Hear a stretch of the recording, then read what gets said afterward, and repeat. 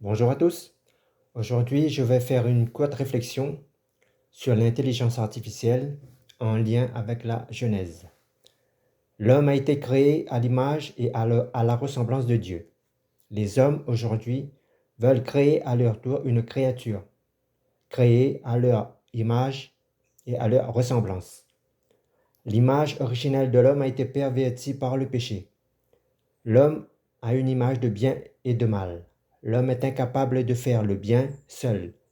La nature du mal se trouve aussi en lui. Depuis que la science existe, la science a produit le bien et le mal. L'art produit le bien et le mal. La culture, les traditions produisent le bien et le mal. Aujourd'hui, l'homme s'émerveille devant sa création, devant sa créature. L'orgueil l'élève. Aujourd'hui, l'homme crée des robots avec une intelligence artificielle.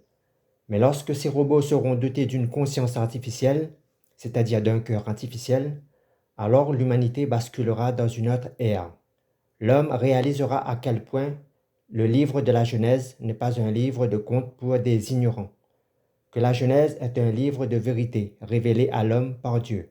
Lorsqu'une créature est dotée d'une conscience, alors cette conscience peut être contaminée, pervertie par le mal, par l'orgueil.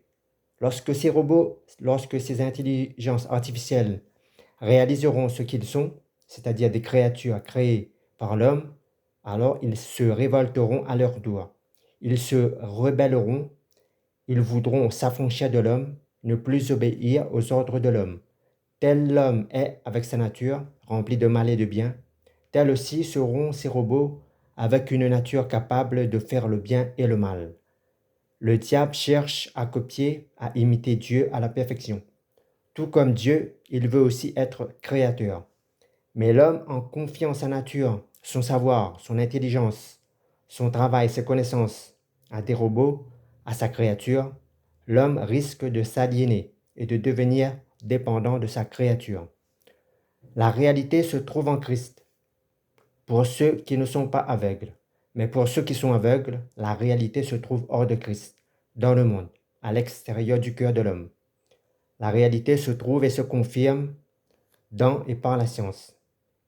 La bête n'est pas forcément ce qu'on s'imagine et ce qu'on croit. Avant la chute, l'homme était bon.